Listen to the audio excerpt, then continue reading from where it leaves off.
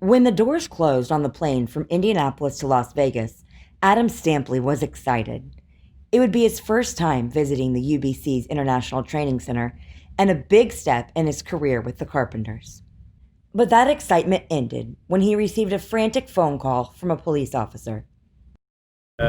He said, well, I can't go into too much detail, but your wife and kids struck a semi head on. The moments that followed were some of the worst of Adam's life.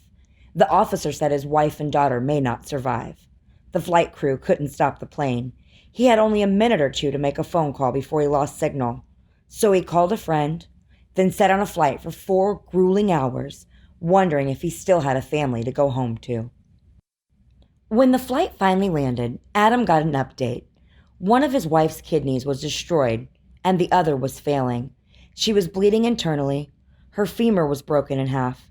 She'd died and been revived 3 times already. Doctors gave her less than a 5% chance of living. His 6-year-old daughter, Araya, was at a different hospital in a coma. Her appendix ruptured, her bladder was punctured, and she'd undergone surgery to repair injuries to 4 areas of her spine. She would survive, but her dreams of being a gymnast were over. 8-year-old Thomas fared better.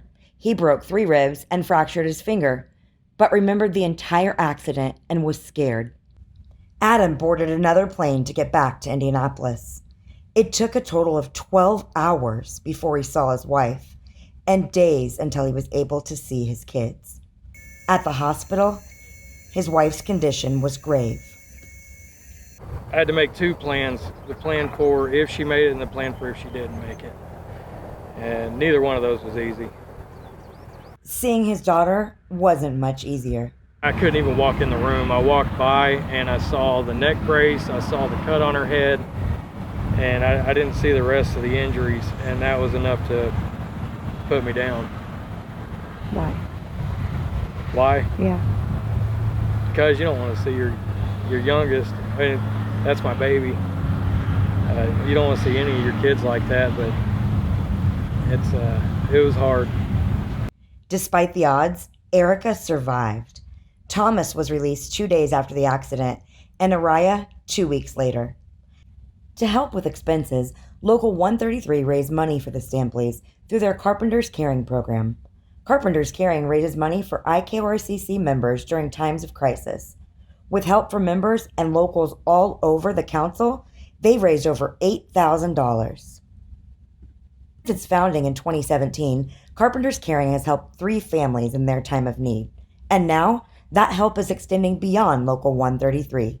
Carpenters Caring is officially a nonprofit and will raise money for families all over Indiana, Kentucky, and Ohio. In September, Carpenters Caring will host a council-wide golf fundraiser. For Adam, he can't wait to give back to the cause that helped his family when they needed it most. Because last year it showed me unity and solidarity in every definition of the word. So it only feels right to pay that forward to somebody else that's an equal or worse need than I was. For Adam, Carpenters Caring couldn't help with the physical injuries, but it did help make the road from life support to recovery a bit easier. For Erica,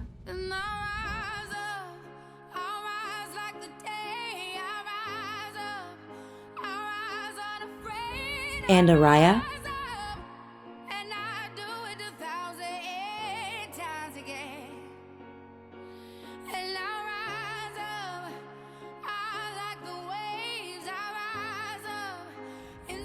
this September, we hope you'll rise up and join us in supporting families like the Stampleys and so many others through Carpenters Caring.